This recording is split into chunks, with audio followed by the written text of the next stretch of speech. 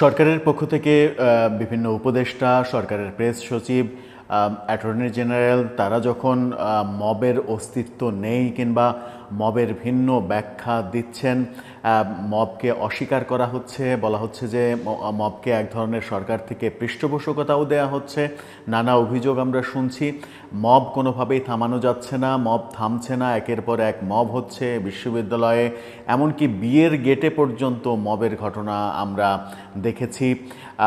যে কাউকে ট্যাগ দিয়ে, আওয়ামী লীগ ট্যাগ দিয়ে, ফ্যাসিস্টের দোসর ট্যাগ দিয়ে তাকে মারধর, নির্যাতন, যে পথ থেকে পুলিশও পার পাচ্ছে না, সেরকম অস্থির অবস্থা যখন বিরাজ করছে, তখন সরকারেরই এই দায়িত্বে যিনি রয়েছেন আইন শৃঙ্খলার, সেই স্বরাষ্ট্র উপদেষ্টা এবার মবের অস্তিত্ব স্বীকার করে নিলেন। স্বরাষ্ট্র উপদেষ্টা যখন মবের অস্তিত্ব স্বীকার করে নিলেন, তখন সরকারের তথ্য উপদেষ্টার মবের বিরুদ্ধে যারা কথা বলছেন তাদের এক ধরনের ধমক দেয়া, প্রেস সেক্রেটারির মবকে অস্বীকার করা, সরকারের পক্ষ থেকে মবকে উৎসাহিত করা, অ্যাটর্নি জেনারেলের মবের ভিন্ন ব্যাখ্যা দেয়া, মব নয় এটা বলা, নানা রকমের ব্যাপার এখন বিতর্কিত হয়ে গেল। স্বরাষ্ট্র উপদেষ্টা মবের অস্তিত্ব স্বীকার করলেন এবং কৃতিত্বও দাবি করলেন যে মব নিয়ন্ত্রণে সরকার নাকি কাজ করছে। কতটুকু কাজ করছে সরকার, স্বরাষ্ট্র উপদেষ্টা কি বলতে চাইলেন, মবের বাস্তবতা আদতে কি, সেই আলোচনা করবে এই ভিডিওতে। থাকবেন পলিটিক্স টিভির নিয়মিত আয়োজনে।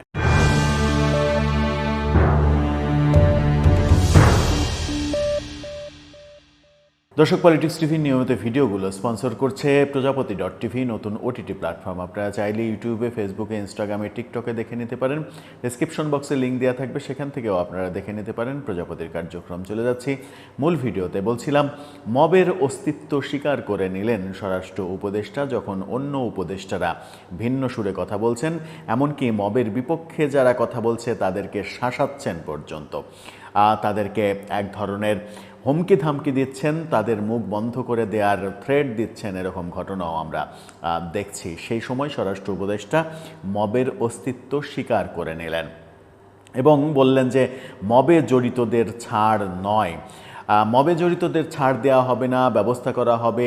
এই বাক্য দিয়ে মবের যে অস্তিত্ব রয়েছে এবং মব যে হচ্ছে, আগে থেকে এখন পর্যন্ত মব যে চলছে সেটা তিনি স্বীকার করে নিয়েছেন। সংবাদের শিরোনামটা আপনারা দেখে নিতে পারেন।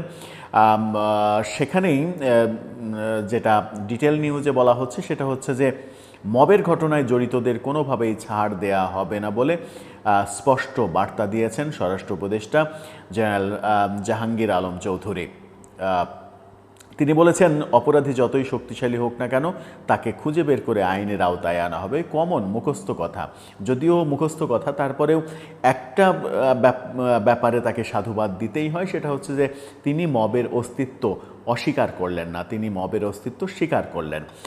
স্বীকার যেহেতু করেছেন, সেহেতু সরকার যদি চায় মব থামাতে, মব থামবে। সরকার যদি না চায়, মব থামবে না। মব যদি না থামে, তাহলে বুঝতে হবে সরকার মব থামাতে চাইছে না।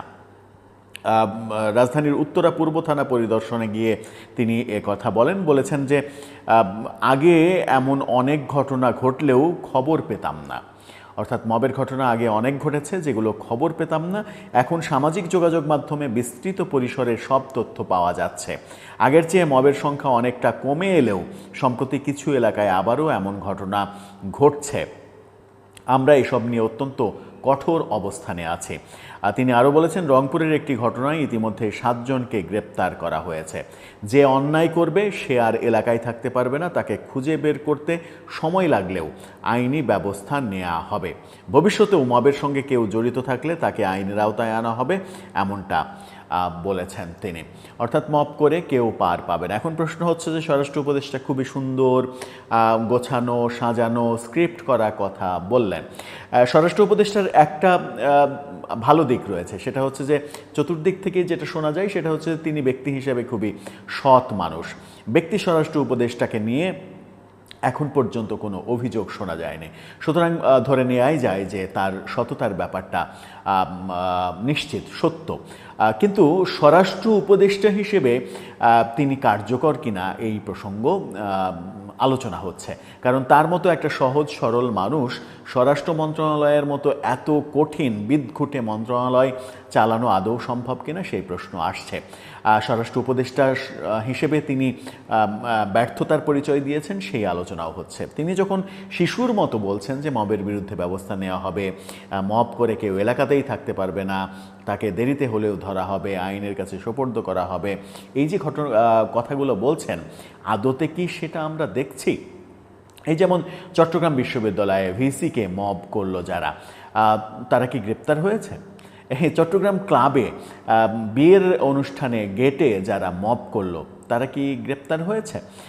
পটিয়া থানায় যারা মব করলো, পুলিশকে মারধর করলো, থানা ভাঙচুর করলো, অভিযোগ করলো যে তাদেরকে পুলিশ পিটিয়েছে, তাদেরকে পুলিশ কেন লাঠিচার্জ করেছে সেই প্রসঙ্গ বলছে না, রাস্তা অবরোধ করলো এবং মব করে সরকার মবকে উৎসাহিত করতে সেই থানার ওসিকে সরিয়ে দিল।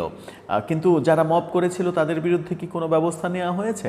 একেবারে স্পষ্টত তারা থানা আক্রমণ করেছে, ভাঙচুর করেছে, সেই ব্যবস্থা কি নেওয়া হয়েছে? কিংবা ওসিকে যে প্রত্যাহার করা হয়েছে, সরিয়ে দেওয়া হলো, ওসির কি অপরাধ সেটা কি বলা হয়েছে?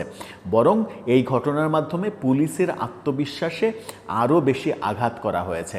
পুলিশ যে আত্মবিশ্বাস ফিরে পাওয়ার চেষ্টাই ছিল, সেই চেষ্টা আবার ব্যাহত হলো, পুলিশের আত্মবিশ্বাস নষ্ট হয়ে গেল। তার মানে হচ্ছে যে সরকারের পক্ষ থেকে মবের বিরুদ্ধে কোনো অ্যাকশান নেই, কোনো উদ্যোগ নেই। স্বরাষ্ট্র উপদেষ্টা বলছেন উদ্যোগ নেওয়া হবে, কিন্তু আদতে আমরা দেখতে পাচ্ছি কোনো উদ্যোগ নেই। এখন পর্যন্ত মবের ঘটনায় এই উত্তরায় সাবেক সিইসি নুরুল হুদার সঙ্গে যে ঘটনাটা ঘটেছিল, সেই ঘটনায় সেনাবাহিনী একজনকে গ্রেপ্তার করেছিল। তাছাড়া এখন পর্যন্ত বাংলাদেশে মবের ঘটনায় কারো বিরুদ্ধে কোনো শাস্তিমূলক ব্যবস্থা গ্রহণ করা হয়েছে এমন কোনো দৃষ্টান্ত নেই। তিনি রংপুরের প্রসঙ্গ বলেছেন যে রংপুরের ঘটনায় 7 জনকে গ্রেপ্তার করা হয়েছে। কোন প্রসঙ্গে, রংপুরের কোন প্রসঙ্গে এই কথা বলেছেন সেটা আমি ব্যক্তিগতভাবে ক্লিয়ার না। তিনি যদি সাবেক রাষ্ট্রপতি এরশাদের ভাই অর্থাৎ জাতীয় পার্টির যিনি প্রেসিডেন্ট জিএম কাদের, তার বাড়িতে হামলার ঘটনার কথা বলেন, তাহলে কথাটা একেবারেই মিথ্যা। কারণ তার বাড়িতে যারা হামলা করেছিল, ভাঙচুর করেছিল, মোটরসাইকেলে অগ্নিসংযোগ করেছিল, তাদেরকে বরং সেখানকার দায়িত্বপ্রাপ্ত সেনা অফিসার ডেকে নিয়ে চা খেয়েছেন, আপ্যায়ন করেছেন এবং আপ্যায়নের মধ্য দিয়ে তাদেরকে সরি বলিয়েছেন, তাদেরকে বুঝিয়ে ছেড়ে দিয়েছেন। তাদের বিরুদ্ধে কোনো আইনানুগ ব্যবস্থা নেওয়া হয়নি। এই যে আইনানুগ ব্যবস্থা নেওয়া হয়নি এবং হচ্ছে না, অদূর ভবিষ্যতেও হবে না বলেই বিশ্বাস।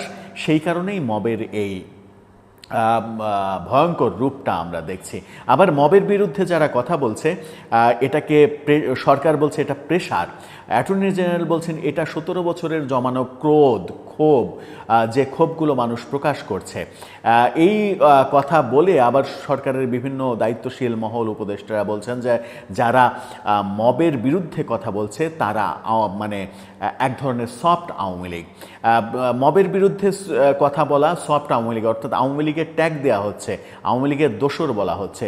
এই প্রসঙ্গেই গণমাধ্যম ব্যক্তিত্ব আব্দুন নূর তুষার বলেছেন যারা মবের বিরুদ্ধে কথা বলছে তারা যদি সফট আওয়ামী লীগ হয়, তাহলে মবকে যারা সমর্থন করছে, মব দেখেও যারা চুপ থাকছে, পৃষ্ঠপোষকতা করছে, তাহলে তো তারা হার্ড আওয়ামী লীগ। অর্থাৎ শেখ হাসিনাকে যদি হার্ড আওয়ামী লীগের জনক বলা হয়, জননী বলা হয়, তাহলে তার চাইতেও বড় হার্ড আওয়ামী লীগ এই মবকে যারা সমর্থন করছে তারা। সরকারের এই তত্ত্ব ছাড়ার কার্যক্রম থেকে বেরিয়ে আসার আহ্বানও তিনি জানিয়েছেন। স্বরাষ্ট্র উপদেষ্টার এই কথার বাস্তবতা আমরা খুঁজে পাচ্ছি না, এই কারণেই হতাশা বাড়ছে। দর্শক, আপনার কি মনে হয়? আপনার মতামত জানিয়ে লিখতে পারেন আমাদের কমেন্ট বক্সে।